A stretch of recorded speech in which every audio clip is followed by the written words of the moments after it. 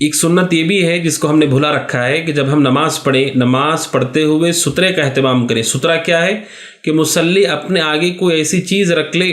جو گزرنے والے اور اس کے درمیان آڑ ہو جائے، کہ کوئی گزرنا چاہے تو پھر وہ سترے کے آگے سے گزر جائے، سترے کے اور مصلی کے درمیان سے نہ گزرے، سترے کے باہر سے گزر جائے۔ یہ سترہ رکھنا یہ اللہ کے نبی علیہ الصلوۃ والسلام کی سنت ہے، اللہ کے نبی علیہ الصلوۃ والسلام نے اس کی تعلیم دی ہے۔ ابو سعید خدری رضی اللہ تعالیٰ عنہ کہتے ہیں، ابو داؤد اور ابن ماجہ کی روایت ہے، ابو داؤد، اللہ کے نبی علیہ الصلوۃ والسلام نے اس کی تعلیم دی ہے۔ اللہ کے نبی علیہ الصلوۃ والسلام نے فرمایا، اذا صلی احدکم فلیصلی الی سترۃ ولیدن منہا۔ اللہ کے نبی علیہ الصلوۃ والسلام فرماتے ہیں جب کوئی آدمی نماز پڑھے تو وہ سترے کے طرف رخ کر کے نماز پڑھے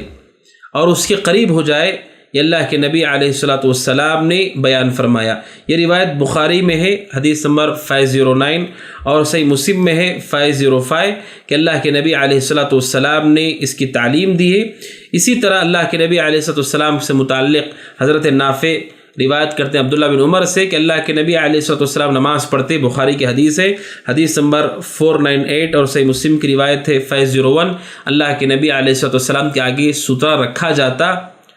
اور اللہ کے نبی علیہ الصلوۃ والسلام اس کی طرف کھڑے ہو کر کے نماز پڑھتے۔ یعنی اللہ کے نبی علیہ الصلوۃ والسلام نے اپنی زبان سے بھی قولی طور پر تعلیم دی ہے کہ مومن کو چاہیے کہ وہ سترے کا اہتمام کرے، اور اللہ کے نبی علیہ الصلوۃ والسلام نے عملی طور پر بھی سترے کی طرف رخ کر کے سترے کو رکھ کر کے نصب کر کے نماز پڑھی ہے۔ سترہ رکھنے سے ناظرین کیا فائدہ ہوگا کہ نمازی کے آگے سے جو گزرنا منع کیا گیا ہے وہ اس صورت میں ہے جب نمازی اور گزرنے والے کے درمیان کچھ نہ ہو۔ جب ہم اپنے آپ اور اپنے اور گزرنے والے کے درمیان کوئی چیز سترے کے بطور رکھ لیتے ہیں تو سترہ رکھنے کے سبب گزرنے والے کے لیے آسانی ہے کہ وہ اطمینان سے سترے کے اس جانب سے گزر سکتا ہے کہ وہ مصلی اور سترے کے بیچ میں نہ آئے، اور نماز پڑھنے والے کو بھی اطمینان ہوگا، اس لیے کہ جب آدمی نماز کے لیے کھڑا ہو، سترہ نہیں ہے اور کوئی آدمی گزرنے لگتا ہے تو پھر آدمی کے لیے پریشانی ہے کہ اس کی نماز میں خلل ہوگا، اس کی نماز میں خشوع خضوع خراب ہوگا۔ جب سترہ ہوگا ہمارے